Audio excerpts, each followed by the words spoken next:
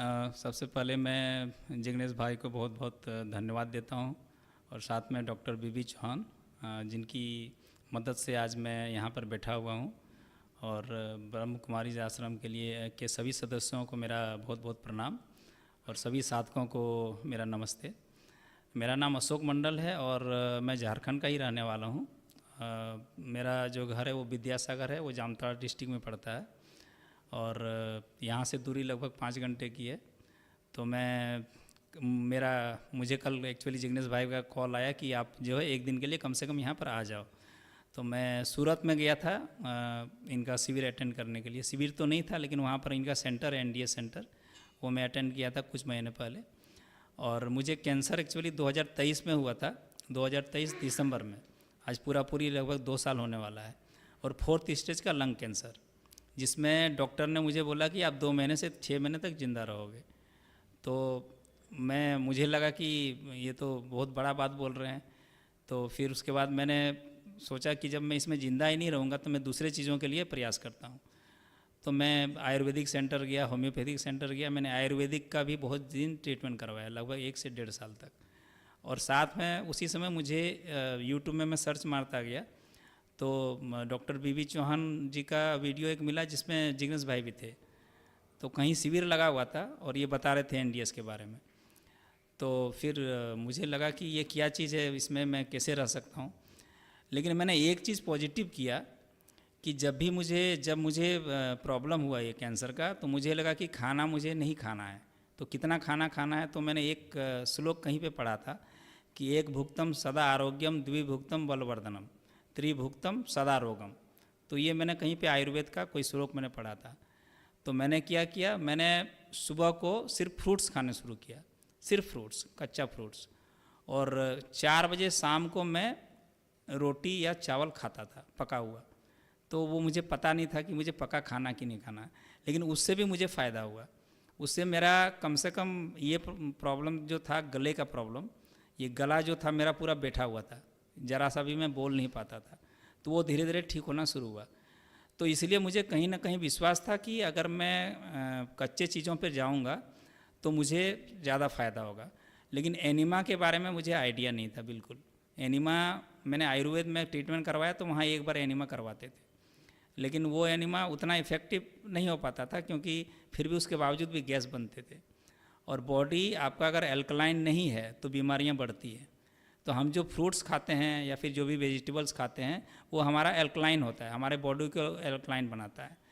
तो मैंने बहुत सारे वीडियोस देख डाले, मतलब जिग्नेश भाई का मैंने इतना सारा वीडियो देखा है, डिवाइन लाइफ जो चैनल है, सारे वीडियोस देखे हुए हैं। और जब भी मुझे लगता है कि मेरे अंदर कुछ कमियां आ रही है तो मैं वीडियो देख लेता हूँ। तो मैंने लगभग 6 महीने से पहले से, जून से, मैंने पूरी तरीके से एनडीएस पालन करना शुरू किया। और मैं सुबह 3 बार एनीमा, दोपहर में 3 बार एनीमा और रात के सोने के पहले 3 बार एनीमा करना शुरू किया। और उसके बाद पूरी तरीके से मैं ग्रीन जूस पे चला गया। 8 घंटे का फास्टिंग मैंने करना शुरू किया 12 बजे तक, और 12 बजे ग्रीन जूस लेना शुरू किया। उसके बाद 2 बजे और 3 के बीच में मैं थोड़ा सा सलाद या फिर कच्चा जो फ्रूट्स है वो खाना शुरू किया। तो इससे भी मुझे काफ़ी फ़ायदा हुआ। धीरे धीरे क्या हुआ कि मेरे स्किन जो थे पूरे काले हो गए थे, पूरा स्किन, मेरा फेस भी पूरा काला हो गया था। मेरे पास पुराने फ़ोटोज़ भी हैं। तो और स्किन में बहुत सारे घाव भी हो गए थे, फट गए थे पूरा। तो वो धीरे धीरे ठीक होना शुरू हो गया। ये रिज़ल्ट मुझे 1 महीने के अंदर में मिलना शुरू हो गया और मेरी जो एनर्जी लेवल है काफ़ी ज़्यादा बढ़ गया। तो मुझे फिर लगने लगा कि नहीं, ये जो है वरदान है हमारे लिए। और जिग्नेश भाई का मैं हमेशा एक बात याद रखता हूँ कि प्रकृति से जुड़ना है, क्योंकि प्रकृति जो है हमारा जो शरीर है पंचतत्व से बना हुआ है। तो ये मुझे हमेशा याद आता है कि हमारा शरीर पंचतत्व से बना हुआ है और हमें प्रकृति से जुड़ना है। तो मैंने किया कि मैं गांव चला गया। जो मेरा गांव जो है शहर से 7 किलोमीटर दूरी पे है। तो अभी मैं वहीं पे मतलब रहने शुरू कर दिया मैंने, और प्रकृति से जुड़ गया। हरी सब्जियां वगैरह जो है घर में उगाने शुरू कर दिए। तो वहाँ से मुझे फ़ायदा इतना ज़्यादा मिला कि मुझे लगा कि अब मैं नहीं मरूँगा, क्योंकि मेरी मतलब लंग से स्टार्ट होके बहुत सारी गांठें बन गई थी। लगभग 25 से 26 गांठें थी। मेरे पास रिपोर्ट भी है, अगर कोई रिपोर्ट देखना चाहे तो देख सकते हैं। और अभी मात्र 4 से 5 गांठें ही बची हुई है, और वो भी श्रिंक हो रही है दिन ब दिन। वो ख़त्म हो जाएगी कुछ दिनों में। वो अब मतलब वो एक्टिव नहीं है, नॉन एक्टिव है। नहीं, कोई सर्जरी नहीं, मैंने कोई सर्जरी नहीं कराई और मेरे पास रिपोर्ट है 4th स्टेज कैंसर। नहीं, केमो वगैरह नहीं करा। मैं आयुर्वेदिक दवाइयाँ खाता था बहुत सारा, और एक एलोपैथी का भी दवाई मैं खाता था, तो लगभग 10 से 12 गोली मैं डेली खाता था। तो वो सारी गोलियाँ मैंने छोड़ दी। अभी एक दवाई मैं खा रहा हूँ, वो भी कुछ दिनों में छूट जाएंगी। नहीं, सर्जरी का चांस नहीं था उसमें, क्योंकि पूरा फैल चुका था वो, पूरा ब्रेन में भी था, उसके बाद फिर लीवर में भी चला गया था, पेट में भी चला गया था, और बहुत सारी हड्डियों में भी चला गया था। हाँ, तो अभी लगभग 26 घंटे थे। लीवर का मेरा ठीक हो चुका है, और पेट का भी ठीक हो चुका है, ब्रेन का ठीक हो चुका है, ठीक है। लंग्स का भी पूरा श्रिंक हो रहा है, धीरे धीरे ख़त्म हो रहा है। अभी इनएक्टिव स्टेट में है, और कुछ दिनों में मुझे लग रहा है कि 2-3 महीने में ख़त्म हो जाएगा। मैंने अभी भी टेस्ट कराया, एक और गांठ मेरा चला गया। धन्यवाद, बहुत बहुत धन्यवाद। तो मैं ये बोलना चाह रहा हूँ कि जो शक्ति है वो हमारे शरीर के अंदर में है, जो जिग्नेश भाई हमेशा बोलते हैं। हमें किसी अलग डॉक्टर की ज़रूरत नहीं है, हमारा शरीर जो है वही डॉक्टर है। तो हमें बस अपने शरीर को डॉक्टर बनाना है। कैसे बनाना है? तो हमें प्राकृतिक चीज़ों में आना पड़ेगा। अगर प्राकृतिक चीज़ों में हम नहीं आते हैं तो फिर हमारा शरीर भी अपने आप ठीक नहीं होती है। और एक चीज़ और मैं बताना चाहूँगा, मैंने फास्टिंग बहुत किया। मैंने कम से कम 4 दिनों का निर्जला उपवास किया, और 7 दिनों तक मैंने सिर्फ वाटर, एक टाइम वाटर, वो भी उपवास मैंने किया। और वो मैं बहुत दिनों से कर रहा हूँ, शुरू से कर रहा हूँ, पिछले 2 सालों से कर रहा हूँ। क्योंकि फास्टिंग के बारे में थोड़ा बहुत आइडिया था, लेकिन निर्जला नहीं कर रहा था मैं। लेकिन एनडीएस में निर्जला उपवास कराते हैं, तो निर्जला के बारे में मुझे एनडीएस के थ्रू ही पता चला। फिर मैंने निर्जला करना शुरू किया 4 दिन 5 दिन, और फिर उसके बाद फिर जब मैं सूरत गया तो बोला गया कि आप जूस पे रहो। तो फिर मैंने, हाँ, निर्जला मैंने तब मेडिसिन छोड़ दिया मैंने। निर्जला ही सबसे बड़ा मेडिसिन है। हाँ, तो मैंने मेडिसिन छोड़ दिया। हाँ हाँ, तो एनिमा स्टार्ट रखना है साथ में। लेकिन एक चीज़ है, अगर, हाँ, जैसे जिग्नेश भाई ने कहा कि अगर आप फास्टिंग कर रहे हो तो एनिमा अगर नहीं कर रहे हो तो वो काम नहीं करेगा कुछ, क्योंकि आपका जो आंत है, बड़ी आंत है, वो क्लीन नहीं होगा। तो इसलिए फास्टिंग के साथ में एनिमा करना ज़रूरी है। और जिनको बड़ी बीमारियां हैं उनको कम से कम 8 से 10 बार एनिमा करना है। हाँ, तो जब आपका बॉडी क्लीन हो जाता है ना, तो आपको फीलिंग आने लगता है कि मैं ठीक हो रहा हूँ। और अभी आप मेरा एनर्जी लेवल देखोगे तो कोई बोल नहीं सकता कि, हाँ हाँ, एक चीज़। और दूसरा चीज़ है पॉजिटिवनेस। जो सुबह अगर आप हैप्पी हो तो बीमारियां अपने आप धीरे धीरे और ठीक हो जाती है। तो एनडीएस में ये सभी चीज़ें हम लोग को सीखने को मिला, और मैं पॉजिटिव तो था ही, और ज़्यादा पॉजिटिव होने लगा। तो ये मैं सिर्फ अपने लिए नहीं बोल रहा हूँ, अगर कोई भी आदमी इस चीज़ को करेंगे, किसी भी तरह का, चाहे शुगर बीपी, ये सब कोई बीमारी है नहीं। दवा के थ्रू हम इनको दबा के रखते हैं। हमारे शरीर में जो टॉक्सिन्स हैं उसकी वजह से ये सारे प्रॉब्लम शुरू होते हैं। तो टॉक्सिन्स को हम जब ख़त्म कर देते हैं तो बीमारियां अपने आप ठीक होने लगती है। और ये मैं एक्सपेरिमेंटेड हूँ पूरी तरीके से। हाँ हाँ तो मेरा यही कहना है कि जिनको भी विश्वास है तो वो स्टार्ट करें, धीरे धीरे स्टार्ट करें। मैं भी लगभग 2 महीने तक पूरी एनडीएस फॉलो नहीं कर पा रहा था। मैं एनिमा कर रहा था पूरा, लेकिन पका हुआ शाम को खा लेता था। 3 दिन 4 दिन हुआ, 3 दिन नहीं खाया, फिर चौथे दिन लगने लगता था कि नहीं, कुछ खा लेना है, 2 रोटी खा लेना है। रोटी, हालांकि मैं गेहूं का नहीं खाता था, चावल तो मैं बहुत दिन से नहीं खा रहा हूँ, चावल छोड़े मेरा 15 साल हो गया। तो रोटी खाता था 2-3, तो बाजरे का रोटी खा लिया, या फिर रागी का रोटी ले लिया। हाँ, तो क्योंकि बहुत सारे वीडियोस आते रहते हैं ना, हर किसी का अलग अलग थॉट है, हर कोई। अभी तो बहुत सारे लोग डॉक्टर बन गए, लेकिन डॉक्टर तो हमारा शरीर ही है। तो फिर मुझे जब ऐसा होता था तो मैं हमेशा फिर जिग्नेश भाई का वीडियो देख लेता था अब मैं फिर वीडियो देख लेता था। आप सोचिए, झारखंड से मैं सूरत पहुंच गया, क्योंकि इनको मैंने बोला कि आप झारखंड में शिविर क्यों नहीं लगाते हो? तो इन्होंने बोला कि नहीं, झारखंड में हमारा शिविर है, बोल तुम आओ। तो मैं बोला ठीक है, मैं ज़रूर आऊँगा। तो अगर ज्ञान हर जगह बंट रहा है, आपको जाके खोजना है। और मुझे तो मेरे दो छोटे बच्चे हैं एक्चुअली, एक 5 साल का है और एक 2.5 साल का है।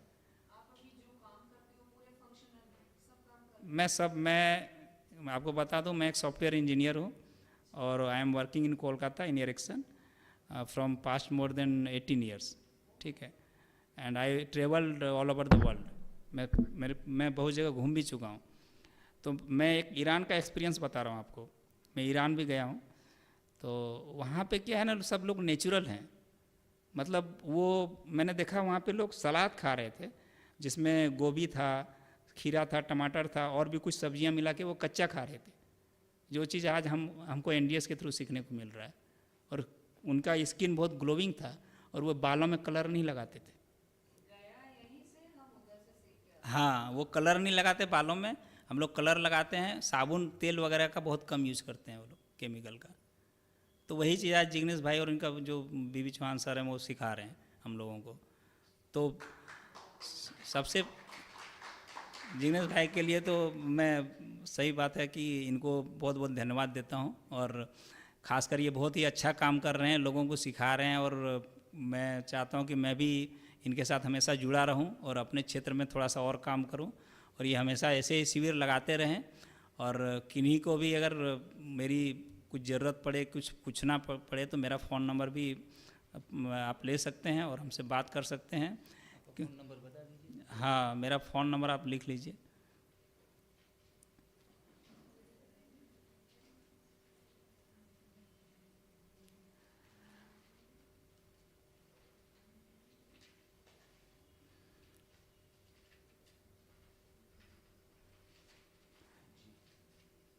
हाँ, 933।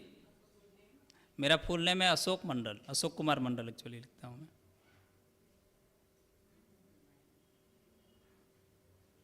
933-481-5312। 481 933-481-5312, 5312 12 लास्ट में। और सबसे बड़ी चीज़ है कि आपको फास्टिंग भी ज़रूर करना है इसमें।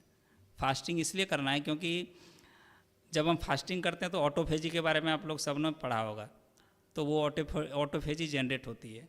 और आपको ये मिथ होता है कि मुझे भूख लगेगी तो क्या होगा, लेकिन भूख भी नहीं लगती है, कुछ नहीं लगती है। हाँ,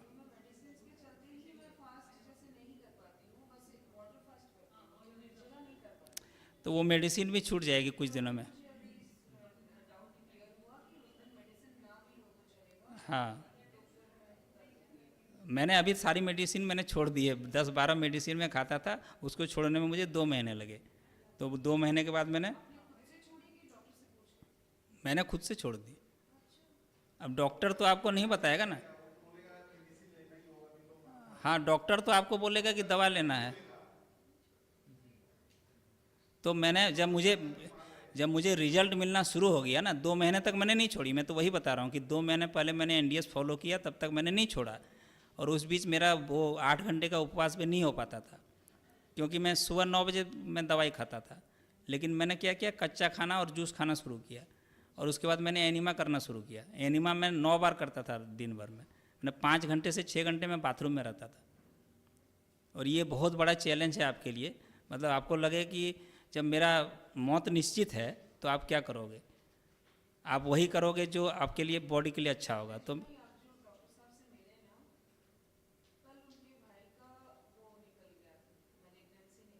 हम्म,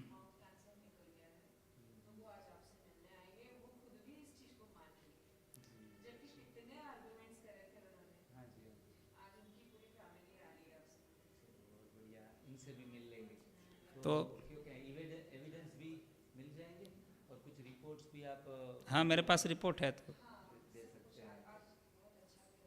हाँ, जो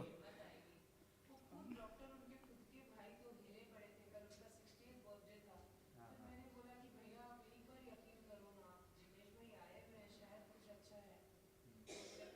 और हर चीज़ में, मानो कि किसी की 70 की आयु, 80 की आयु है, ये यंग एज में है, रिकवरी रेट स्पीडी होता है यंग एज में।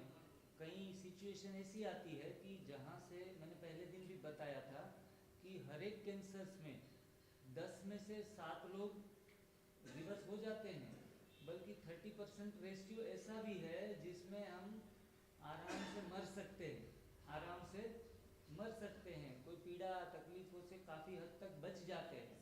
तो हर कोई पथी थेरापी या कोई जीवन शैली किसी भी प्रकार का 100% का दावा नहीं करती, क्योंकि भगवान नहीं है, भगवान एक परम शक्ति एक अलग है। ये राइट डायरेक्शन है, ये आपको सही दिशा देती है। आपको कितना भागना है, किस तरीके से भागना है, वो आपके ऊपर डिपेंड है, और आप कर पाते हैं जितना उतना पा लेते हैं, और कई बार कुदरत के ऊपर छोड़ना पड़ता है। तो ये चीज़ें भी थोड़ा हम साथ में जहन में लेकर चले।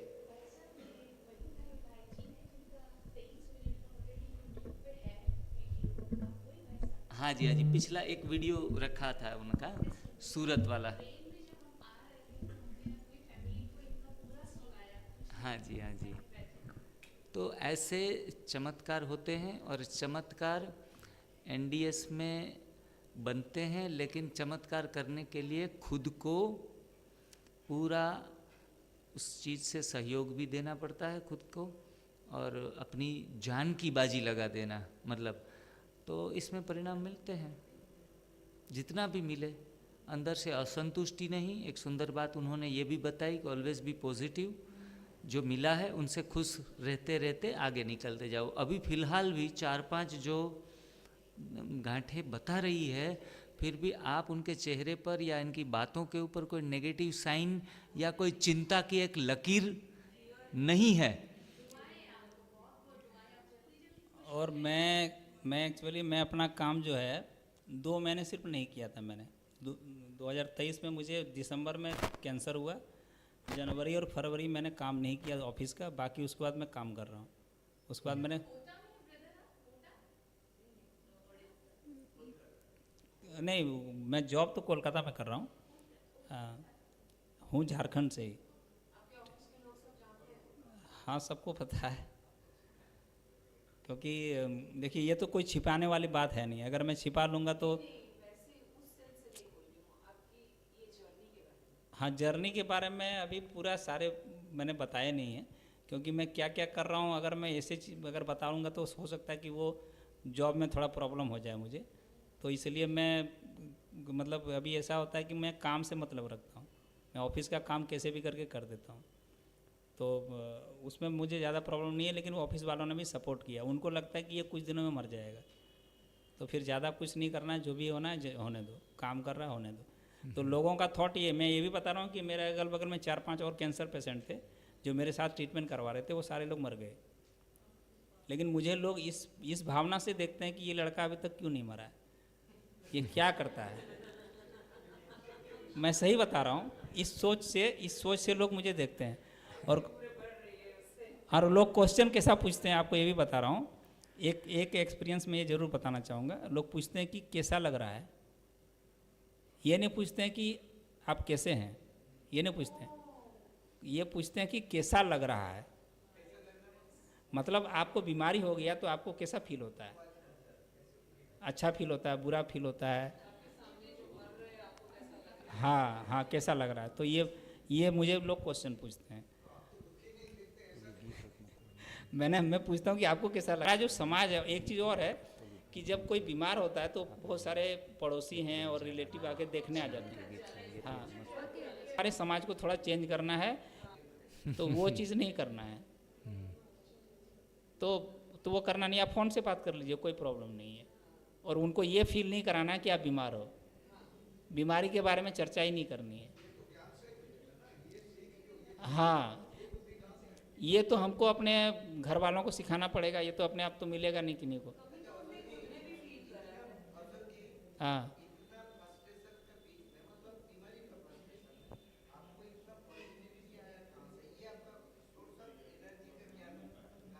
उसका भी मैं एक कारण बता देता हूँ। एक्चुअली 2010 में मैं बेंगलोर में जॉब करता था, तो एक छोटा सा एक्सीडेंट हो गया था मेरा। उसके बाद डॉक्टर ने कुछ दवाइयाँ दी तो मेरा बीपी बढ़ गया। और बीपी 150/90 हो गया। उन्होंने दवाई लिखी, ये दवा तुमको जीवन भर खाना है। और मेरी एज उस समय बहुत कम थी, 23-24 साल की एज थी। तो फिर मैंने कहा कि मैं दवाइयाँ तो नहीं खाऊंगा। मैं एक दूसरे डॉक्टर के पास गया, तो उन्होंने बोला कि बेटा तुम वॉक कर और तुम कुछ खाने का पालन कर। तो मैं बोला ठीक है, मैं करके देखता हूँ। फिर मैंने वॉक करना शुरू किया और थोड़ा खाने का पालन किया, फिर से एनडीएस। तो वहाँ भी उन्होंने मुझे यही बोला कि तू कच्चा खाना खा, जूस पी, तू अनार खा, सेब खा, ये खा, वो खा। तो मैंने वो खाना शुरू किया, वहाँ भी एनडीएस। सिर्फ एनिमा नहीं किया मैंने, बाकी खाना मैंने वही खाया। और अदरक जो है, अदरक को चबाना है, ये सब चीज़, जूस पियो, ग्रीन जूस, तो ये सब मैंने किया। हाँ, उस टाइम में 2010 का बात बता रहा हूँ। तो वहाँ मेरा बीपी 6 महीने के अंदर रिवर्स हो गया और मेरा सारा कोलेस्ट्रॉल ख़त्म हो गया, सब कुछ ख़त्म हो गया। तो वो चीज़ याद आ गया, मुझे लगा कि नहीं, कोई भी बीमारी रिवर्स हो सकती है। और उसके बाद फिर वो विश्वास था, इसलिए मैंने बताया कि मैंने फ्रूट से चालू किया 10 बजे। लेकिन आयुर्वेदिक ट्रीटमेंट का भी, उसमें भी यही चीज़ बोला जाता है कि आप जो है रॉ डाइट में रहो, दवा से वहाँ भी आप नहीं ठीक से हो सकते हो। तो फास्टिंग मैंने 21 दिन का सिर्फ जूस फास्टिंग किया था, 21 दिन का। उसमें मेरा लीवर और पेट का ठीक हो गया था। लीवर और पेट का सिर्फ वो जो डॉक्टर ने बोला कि आपका लीवर का ठीक नहीं होगा कैंसर, लेकिन लीवर और पेट का सिर्फ 21 दिन का जूस फास्टिंग में ठीक हो गया। जूस ये सब, कैरोट का जूस, यही सब लेता था। हाँ, फ्रूट्स एंड वेजिटेबल्स का, करेले का जूस, उसमें एक जूस हमारा ये भी है ना, खीरा, करेला, टमाटर, वो भी मैं लेता था। तो ये सारे जूस ही लेता था। तो जिनको भी डाउट है कि नहीं मेरा ठीक होगा कि नहीं होगा, तो मैं 100% ठीक हो जाएगा। लेकिन बीमारियां हैं वो तो, लेकिन मैं धनबाद में करूँगा, मेरे घर से नज़दीक होती है। क्योंकि जब तक आपका मन शांत नहीं है, तब तक आपका दिमाग भी शांत नहीं होगा, कहीं मतलब कहीं पूरा शरीर शांत नहीं होगा। तो कॉन्फिडेंस तो वहीं से आएगा। मैं उस समय भी खून की उल्टियाँ कर रहा था, मैं सही बता रहा हूँ आपको, मैं खून की उल्टियाँ कर रहा था और मैं कॉन्फिडेंस इतना था कि मुझे सारी चीज़ों में पॉसिबिलिटियाँ है ही है। जी। अब कैंसर का मतलब आप सरवाइव कर सकते हो। तो जो स्वास्थ्य की इस यात्रा में चलते रहें, रुक न जाएं या फिर पीछे मुड़ न जाएं, कुछ तो करेंगे। छोटा सा जोक करके फिर हम ख़त्म करते हैं और एक गाना भी बजेगा, थोड़ी तालियां भी बजा देंगे। तो उस भाई को जब गांव में रखा गया, ये रियल कहानी है, तो कहा कि आप नेचर के पास चले जाओ। जैसे भाई जी चले गए गांव में रहने के लिए, आराम से नेचर में घुल मिल गए। तो वो घुल मिल गए, उनको याद ही नहीं रहा कि मुझे कैंसर था। और 6 महीने की जैसे उनको एक टाइम लिमिटेशंस दी थी, तो लगभग 1 साल 1.5 साल होने को आया। वो भाई तो जिंदा है, वो ना कोई रिपोर्ट करवा रहा है। ये तो इसने रिपोर्ट करवाया इसलिए पता चला कि 3-4 चीज़ें अभी हैं। बट प्राकृतिक चिकित्सा में रिपोर्ट का भी कोई महत्व नहीं है, निदान करवाने की कोई आवश्यकता नहीं है। उल्टा अगर मेंटली टफ ना है ना, तो रिपोर्ट करवाते और टेंशन बढ़ जाता है। अभी है, मतलब निदान की भी कोई आवश्यकता नहीं रहती, तो उन्होंने तो निदान भी नहीं करवाया। 1.5 साल के बाद उसे पता चला कि वो डॉक्टर को मेरे को मिलने जाना है, जिन्होंने 6 महीने का टाइम दिया था। बूढ़े थे डॉक्टर, थोड़े उम्र उनकी बड़ी थी, 65-70 साल। तो वो फिर वापस सिटी में गया और डॉक्टर साहब को थोड़ा बताने गया था कि मैं देखो कच्चा खा रहा हूँ, अच्छे तरीके से प्राकृतिक जी रहा हूँ, तो आपके दूसरे पेशेंटों को भी ये थोड़ा रिकमेंड करे डाइट के बारे में और पेट शुद्धि के बारे में। तो डॉक्टर मर गया था, डॉक्टर नहीं मिला, बोला उनका तो बस 6 महीने पहले ही देहांत हो गया। तो मतलब बताने वाले चले जाते हैं, लेकिन करने वाले जिंदा रहते हैं, उनको नया जीवन भी मिल जाता है। भाई जी आपका बहुत बहुत धन्यवाद। यहाँ इतना 400-500 किलोमीटर आए हैं, सिर्फ सेवा भाव है इनका। और आप सबके लिए अपना टाइम टेबल थोड़ा आगे पीछे किया, सिर्फ एक अनुभव सुनाने के लिए ही स्पेशल आए हैं, 1 दिन के लिए। तो हम सभी तालियां बजाकर उनका धन्यवाद करेंगे। एक लास्ट वर्ड, हाँ जी, एक लास्ट वर्ड बोलूँगा। शायद बहुत लोगों को लगेगा कि ये क्या बोल रहा है, लेकिन मैं ये बोल रहा हूँ कि कैंसर मेरे लिए गिफ्ट है, मेरा जीवन परिवर्तन के लिए गिफ्ट है। मैंने इसको एज ए चैलेंज लिया। मुझे लगा मुझे एक नई राह मिली है, एक नया रास्ता मिला है। और इसके माध्यम से मैं भगवान को प्राप्ति करूँगा। हाँ। तो कभी कभी आप जो है बीमारियों को चैलेंज के रूप में लीजिए और उसे आप बीमारी मत समझिए, सोचिए कि आपका एक नया रास्ता मिला है। हाँ, हर बात में कल्याण है। क्योंकि हम तो कर्म करने के लिए आए ना, हमें तो पता नहीं हम कब मरने वाले हैं, किसी को नहीं पता। तो मेरा वही सोच रहता है और मैंने काफ़ी कुछ सीखा इस बीमारी से, और मुझे लगता है कि ये बीमारी नहीं, मेरे लिए गिफ्ट है, क्योंकि अगर ये मुझे नहीं होता तो शायद मैं यहाँ आज नहीं बैठा होता। हाँ, तो घर में मैंने अभी तक एहसास नहीं होने दिया किसी को कि मुझे कोई बीमारी, क्योंकि मैं नॉर्मल हूँ। मतलब घर में भी कोई माहौल नहीं है वैसा कि मैं बीमार हूँ, कोई भी माहौल नहीं। मेरे बच्चों में भी वो माहौल नहीं है, किसी पे भी वो माहौल नहीं है। नहीं, वाइफ तो नहीं उस ले के आ पाया हूँ, लेकिन आऊँगा। और आज मुझे एक वाइफ ने कॉल किया था कि आज मेरे बेटे ने सिर्फ पपीता खाया सुबह को, क्योंकि वो कच्चा खाना नहीं खाता है, लेकिन आज पपीता खाया तो मुझे खुशी हुई। तो धीरे धीरे उसको भी, उन लोगों को भी मैं चाह रहा हूँ कि कच्चा खाने पे आए। बहुत बहुत धन्यवाद आप सभी। गाने सुने अनसुने से जुड़े रहने के लिए सब्सक्राइब कीजिए और YouTube ऐप के बेल आइकन को क्लिक कीजिए। सुनो एक तराना नया एक फसाना कि आंगन में मेरे सवेरे सवेरे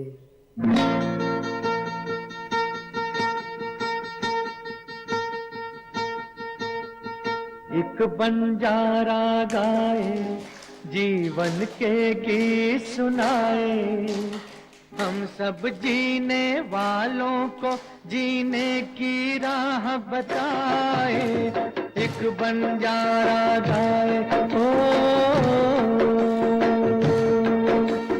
एक बंजारा गाए जीवन के गीत सुनाए, हम सब जीने वालों को जीने की राह बताए। एक बंजारा गाए ओ,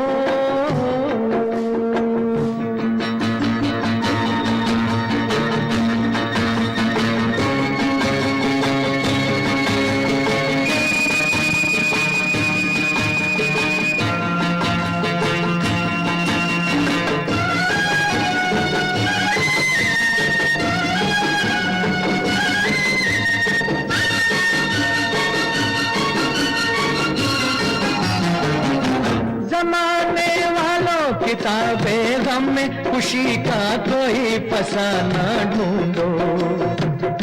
जमाने वालों किताबें गम में खुशी का कोई फसाना ढूंढो। अगर जीना है जमाने में तो हंसी का कोई बहाना ढूंढो।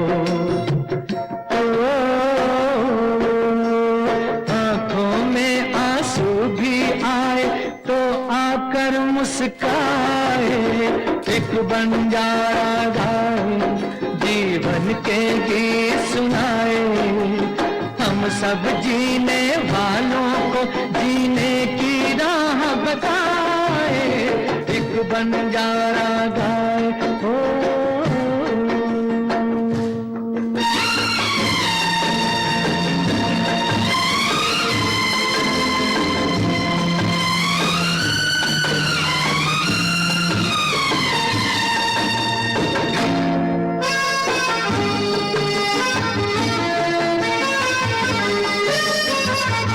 सभी का देखो नहीं होता है नसीबा रोशन सितारों जैसा। सभी का देखो नहीं होता है नसीबा रोशन सितारों जैसा। सयाना वो है जो पतझड़ में भी सजा ले गुलशन बहारों जैसा। कागज के फूलों को भी जो महका कर दिखलाए, एक बंजारा गाए जीवन के गीत सुनाए, हम सब जीने वालों को जीने की राह बताए। एक बंजारा गाए